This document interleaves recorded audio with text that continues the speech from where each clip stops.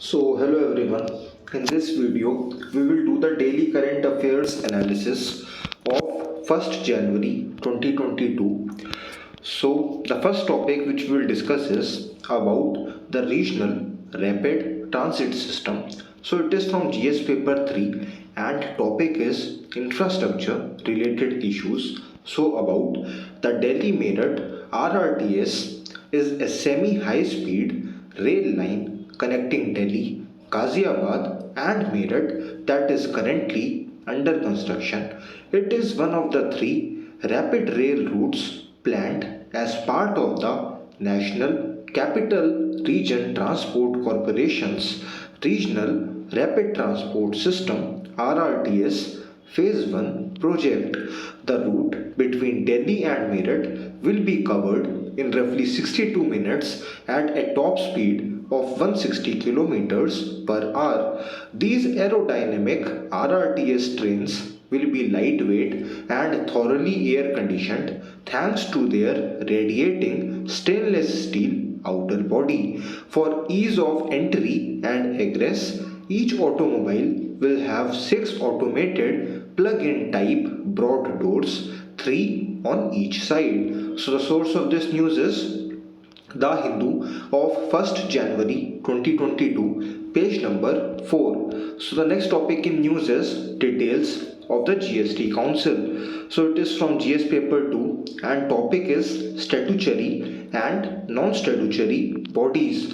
Context: recently the 46th meet of the GST Council was held, which decided on reversing the decision to increase the rate of GST on textiles from 5% to 12%, which was scheduled to begin from 1 January 2022. About the GST Council, Article 279A establishes it as a constitutional body.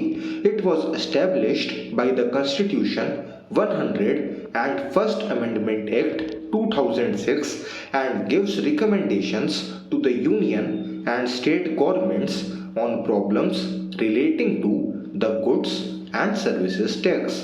The GST Council is presided by the Union Finance Minister, while other members include Union State Ministers of Revenue or Finance, as well as State Ministers in charge of Finance or Taxation. It is a federal body in which both the federal government and the states have equal representation. Every decision of the Goods and Services Tax Council must be made by a majority of not less than 3/4 of the members present and voting in accordance with the following principles. Voting in the GST Council. The vote of the central government will be weighted at 1/3 of all votes cast. Also, the votes of all state governments combined shall have a weightage of 2/3 of the total votes cast. Significance of the GST Council. The GST Council was also praised in the Economic Survey 2017-18 for its cooperative federalism technology, which brings the center and states together and may be applied to a variety of policy initiatives. The source of this news is The Hindu of 1st Jan 2022, page number 1. The next topic in news is about the location in news, that is Black Sea. It is a prelims specific topic. The Black Sea, also referred to as the Euxine Sea, is one of the world's most famous inland seas and one of the world's major water bodies. This Atlantic Ocean tributary is situated between Eastern Europe and Western Asia.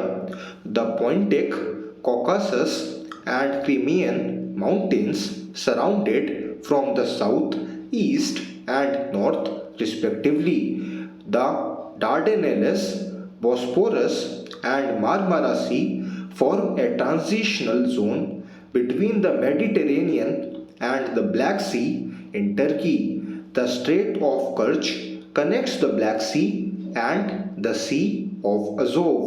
Russia, Ukraine, Georgia, Turkey, Bulgaria, and Romania are the Black Sea's neighboring countries. So, what is anoxic water? Anoxic water is the water that has a considerable lack of oxygen. So, the Black Sea is the world's largest water body with a meromictic basin, which indicates that water movement between the sea's lowest and top layers is an uncommon occurrence any place on the planet. The existence of the eutrophication process in the water also contributes to the anoxic situation. So the source of this news is The Hindu of 1st January 2022, page number 11. So the next topic in news is details of the rapid antigen tests. So it is a prelims specific topic. So what exactly are antigens? So antigens are foreign chemicals that cause the body's immune system to react in a specific manner. So what is the COVID-19 rapid antigen detection test? So it is a test that looks for antigens on or within the SARS-CoV-2 virus in swabbed nasal samples. So it is a point of care test that is used to provide a diagnostic result rapidly outside of a traditional laboratory setting. So what is the difference between a rapid antigen detection test and an RT-PCR test? So the rapid antigen detection test, like the RT-PCR, aims to identify the virus rather than the body's antibodies. The most fundamental distinction between the two is the passage of time. The time it takes to perform an RT-PCR test is between 2 and 5 hours, not including the time it takes to transfer the sample. The maximum time for evaluating a positive or negative test in a fast antigen detection test is 30 minutes. So what are the limitations of the results of an antigen test? So these tests are highly specific for the virus, but they lack the sensitivity of molecular PCR assays. This means that positive antigen test findings are quite accurate, but false negatives are more common. Therefore, negative results do not rule out the infection.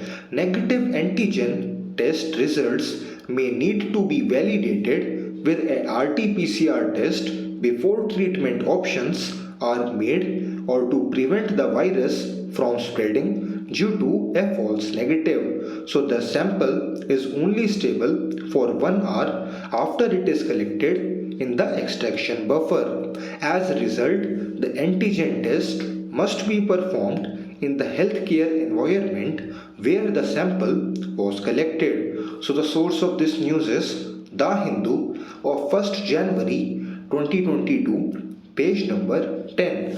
So thanks a lot for watching the analysis video. Have a nice day.